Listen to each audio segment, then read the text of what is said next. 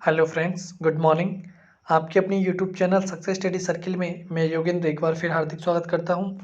जिन्होंने अभी तक चैनल को सब्सक्राइब नहीं किया है वो प्लीज़ चैनल को सब्सक्राइब करें और हमारी वीडियो की नोटिफिकेशन सबसे पहले प्राप्त करने के लिए बेल आइकन जरूर दबाएं। तो दोस्तों, आज है 4 दिसंबर। तो हम 4 दिसंबर की प्रमुख करंट अफेयर्स के बारे में आपसे चर्चा करेंगे। तो इसी के साथ हम प्रारंभ करते हैं। आज का हमारा पहला प्रश्न है, राष्ट्रीय प्रदूषण नियंत्रण दिवस मनाया जाता है। तो ये मनाया जाता है 2 दिसंबर को, यानी कि ऑप्शन सी हमारा राइट आंसर होगा। और भारत में हर साल 2 दिसंबर को वर्ष 1984 में 2 से 3 दिसंबर की रात को हुई भोपाल गैस त्रासदी की दुर्भाग्यपूर्ण घटना में जीवन गंवाने वाले लोगों की स्मृति में यह राष्ट्रीय प्रदूषण नियंत्रण दिवस मनाया जाता है। और इसको मनाए जाने का मेन उद्देश्य है औद्योगिक आपदाओं के प्रबंधन और नियंत्रण के बारे में जागरूकता फैलाना और औद्योगिक प्रक्रियाओं या मानवीय लापरवाही से उत्पन्न प्रदूषण को रोकना और लोगों और उद्योगों को प्रदूषण नियंत्रण कृत्यों के महत्व के बारे में जागरूकता उनमें पैदा करना। ठीक है, ये इसका मेन उद्देश्य है।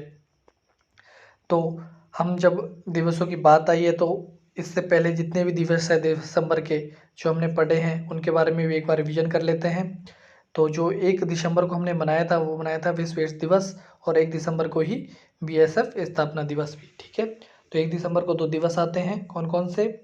विश्व एड्स दिवस और बीएसएफ स्थापना दिवस। ठीक है, और बात करें 2 दिसंबर की तो 2 दिसंबर के दिन विश्व कंप्यूटर साक्षरता दिवस और राष्ट्रीय प्रदूषण नियंत्रण दिवस, और तीसरा मनाते हैं हम अंतर्राष्ट्रीय दास प्रथा और उन्मूलन दिवस। ठीक है, तो इस प्रकार हम जब भी दिवसों की बात आएगी तो वहाँ पर हम उस महीने के पूरे दिवसों को एक साथ पढ़ते रहेंगे। ठीक है, जिससे कि आपको एकदम परफेक्ट याद भी हो जाए, है ना। तो चलते हैं हमारे अगले प्रश्न पर। हमारा अगला प्रश्न है, हाल ही में कर्नाटक का पहला 11.5 मेगावाट का पावर प्लांट कहाँ पर स्थापित किया जा रहा है? तो ये किया जा रहा है बिदादी में। ठीक है, कहाँ पर? बिदादी में, यानी कि ऑप्शन ए हमारा राइट आंसर होगा। और ये पड़ता है कर्नाटक के रामनगर जिले में, है ना। और यह कर्नाटक पावर कारपोरेशन लिमिटेड द्वारा स्थापित किया जा रहा है, जो कि राज्य का अपनी तरह का पहला बिजली संयंत्र है जो नगर पालिका के 600 टन कचरे को 11.5 मेगावाट ऊर्जा में परिवर्तित करने में मदद करेगा। यानी कि कचरे से बिजली पैदा करना का ये पहला बिजली संयंत्र केंद्र है जो कि कर्नाटक में स्थापित किया जा रहा है। ठीक है, तो इतना आप इसके बारे में याद रखना। बढ़ते हैं हमारे अगले प्रश्न पर। हमारा अगला प्रश्न है, हाल ही में किस देश ने जलवायु आपातकाल की घोषणा की है? तो जलवायु आपात की घोषणा की है न्यूजीलैंड सरकार ने, यानी कि ऑप्शन डी हमारा राइट आंसर होगा। और न्यूजीलैंड ने जलवायु आपातकाल की घोषणा करने के साथ ही 2025 तक अपने सार्वजनिक क्षेत्र को कार्बन न्यूट्रल बनाने की घोषणा भी की है। और इस घोषणा के बाद न्यूजीलैंड अब उन 32 अन्य देशों में शामिल हो गया है जिन्होंने जलवायु आपातकाल की घोषणा की है। इन देशों में जापान, कनाडा, फ्रांस और ब्रिटेन भी शामिल है। तो बात आई है न्यूजीलैंड की, तो न्यूजीलैंड के वर्तमान प्रधानमंत्री हैं वह है जैकिंडा अर्डनर, और वहाँ की राजधानी है वेलिंगटन, और मुद्रा की बात करते हैं मुद्रा है न्यूजीलैंड डॉलर। ठीक है, तो इनके बारे में भी आप याद रखना। चलते हैं हमारे अगले प्रश्न पर। हमारा अगला प्रश्न है, निम्नलिखित में से किसे वाफ्टा की ब्रेक थ्रू पहल का एम्बेसडर चुना गया है? तो ये चुना गया है AR रहमान को। किसको? AR रहमान को, यानी कि ऑप्शन बी हमारा राइट आंसर होगा। और AR रहमान के बारे में आप जानते ही हैं कि AR रहमान ऑस्कर और ग्रेगी अवार्ड से भी सम्मानित हो चुके हैं। और बात करें वाफ्टा की, तो वाफ्टा की ब्रेक थ्रू पहल UK, चीन, भारत और अमेरिका के फिल्म, खेल और टेलीविज़न उद्योगों में आने वाली नई प्रतिभाओं की मदद करने के लिए एक आदमी के साल भर के कार्यक्रम का एक हिस्सा है जो उन्हें अद्वितीय कैरियर विकास और सलाह के अवसरों तक पहुंच प्रदान करता है। और यह विश्व भर में प्रसिद्ध संगठन द्वारा समर्थित कलाकारों को प्रोत्साहित करने का भी एक अनूठा अवसर प्रदान करता है ना। तो इसके बारे में इतना आप याद रखना, वाप्टा के बारे में और AR रहमान के बारे में। ठीक है, AR रहमान को ऑस्कर और ग्रैमी अवार्ड से भी सम्मानित किया जा चुका है ना।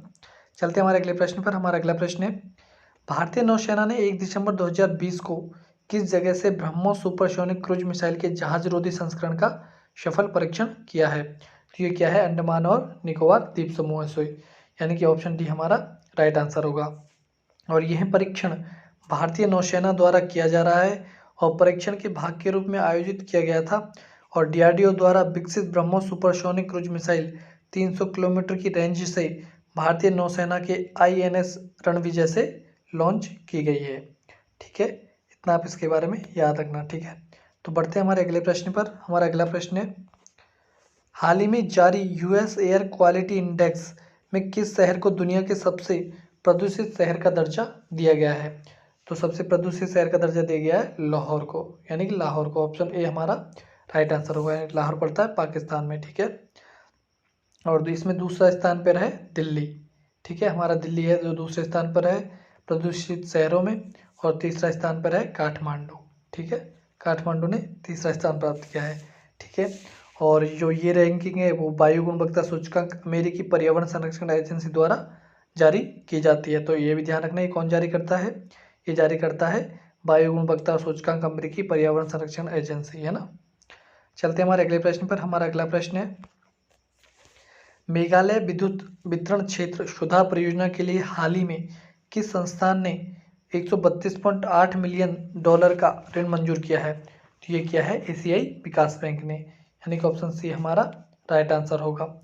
और बात करें एशियाई विकास बैंक की, तो इसकी स्थापना की गई थी 19 दिसंबर 1966 को, ठीक है। और इसका हेडक्वार्टर है वो है मनीला फिलीपींस में, और इसके वर्तमान अध्यक्ष है वो मात्सुगु अशिकावा, ठीक है। चलते हमारे अगले प्रश्न पर। हमारा अगला प्रश्न है, सरकार द्वारा पेरिस समझौते के कार्यान्वयन के लिए गठित उच्च स्तरीय समिति के अध्यक्ष का नाम बताइए। तो ये अध्यक्ष हैं आरपी गुप्ता, यानी कि ऑप्शन ए हमारा राइट आंसर होगा। और इसमें 17 सदस्यों की समिति का गठन किया गया है, जिसमें 13 प्रमुख है वो, जो 13 सदस्य हैं वो प्रमुख मंत्रालयों के सदस्य होंगे। और जो रविशंकर प्रसाद है, इनको बनाया गया है इसका उपाध्यक्ष। अध्यक्ष है आरपी गुप्ता और उपाध्यक्ष है रविशंकर प्रसाद, है ना। तो इन दोनों के बारे में आप याद रखना, उपाध्यक्ष पूछे तो रविशंकर, अध्यक्ष पूछे तो आरपी गुप्ता, ठीक है। चलते हैं हमारे अगले प्रश्न पर। हमारा अगला प्रश्न है, 1 दिसंबर 2020 को शुरू हुए पहले आवासीय आदि महोत्सव में किस भारतीय राज्य पर ध्यान केंद्रित किया गया है? तो ये किया गया है मध्य प्रदेश पे, यानी कि ऑप्शन सी हमारा राइट आंसर होगा। और 10 दिवसीय यह महोत्सव 1 दिसंबर 2020 से शुरू होगा, और इसकी मेजबानी ट्राइब्स इंडिया की वेबसाइट www.tribesindia.com पर की जा रही है। और वर्चुअल कार्यक्रम का मुख्य आकर्षण केंद्र है वो मध्य प्रदेश के आदिवासी नृत्य और संगीत के कारीगरों के कार्यस्थल और झलकियों का एक वर्चुअल टूर भी शामिल है। पहला वर्चुअली आदि महोत्सव आदिवासी शिल्प और मध्य प्रदेश की संस्कृति पर केंद्रित है। इस कार्यक्रम का अगला फोकस राज्य गुजरात होगा, जो कि 11 दिसंबर 2020 से प्रारंभ होगा। इसके बाद 21 दिसंबर 2020 से पश्चिम बंगाल में ये कार्यक्रम प्रारंभ होगा, ठीक है। तो इनका ध्यान रखेंगे, मध्य प्रदेश से स्टार्टिंग हुई है, दूसरे नंबर पे गुजरात है, और तीसरे पे पश्चिम बंगाल इसका प्रमुख केंद्र है, ठीक है।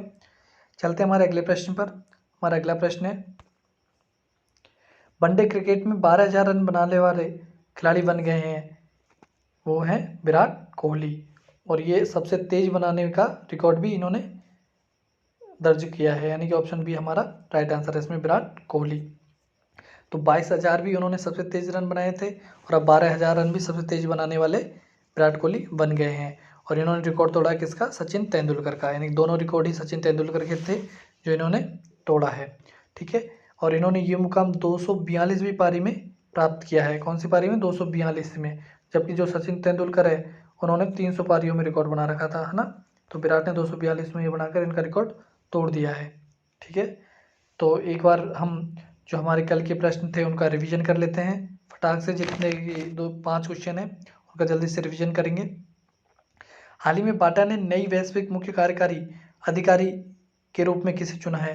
तो ये चुना है संदीप कटारिया को, यानी कि ऑप्शन बी हमारा राइट आंसर होगा इसमें। संदीप कटारिया को जो नई वैश्विक मुख्य कार्यकारी अधिकारी के रूप में चुना है बाटा ने, ठीक है। अगला प्रश्न है, निम्नलिखित में से किस रेसर ने बहरीन के बहरीन इंटरनेशनल सर्किट में आयोजित 2020 बहरीन ग्रैंड प्रिक्स खिताब जीता है? तो ये जीता है लुइस हैमिल्टन ने, यानी कि ऑप्शन डी राइट आंसर होगा, ठीक है। अगला प्रश्न है, केंद्रीय रेल मंत्री पीयूष गोयल ने किस राज्य में उत्तर पश्चिम रेलवे के नए विद्युतीकृत दीघावाड़ा बांदीकुई रेल खंड का उद्घाटन किया है? तो ये किया है राजस्थान में। कहाँ पर? राजस्थान में, यानी कि ऑप्शन बी हमारा राइट आंसर होगा। अगला प्रश्न है हमारा, हाल ही में किस राज्य सरकार ने द्वारे सरकार यानी कि दरवाजे पर सरकार नामक एक बड़े अभियान का शुभारंभ किया है? तो ये क्या है? पश्चिम बंगाल सरकार के द्वारा, यानी कि ऑप्शन बी हमारा राइट आंसर होगा। तो अगला प्रश्न है हमारा, निम्नलिखित में से किसी लोकसभा और लोकसभा सचिवालय का महासचिव नियुक्त किया गया है? तो ये किया गया है उत्पल कुमार सिंह को, यानी कि ऑप्शन डी हमारा राइट आंसर होगा। ठीक है, तो दोस्तों आज के लिए इतना ही। तो अगर आपको ये वीडियो हमारी पसंद आई हो और आपके एग्ज़ाम की दृष्टि से अगर आपको अच्छी लगी हो तो प्लीज़ लाइक और कमेंट करके ज़रूर बताना। और अगर आपको और कुछ इसमें और कुछ नया चाहिए तो वो भी आप एक बार कमेंट बॉक्स में कमेंट करके बता सकते हैं। तो जिन्होंने अभी तक चैनल को हमारे को सब्सक्राइब नहीं किया है तो प्लीज़ सब्सक्राइब ज़रूर करना। और आज के लिए इतना ही, कल फिर नए प्रश्नों के साथ आपसे मुलाकात करेंगे, तब तक के लिए धन्यवाद।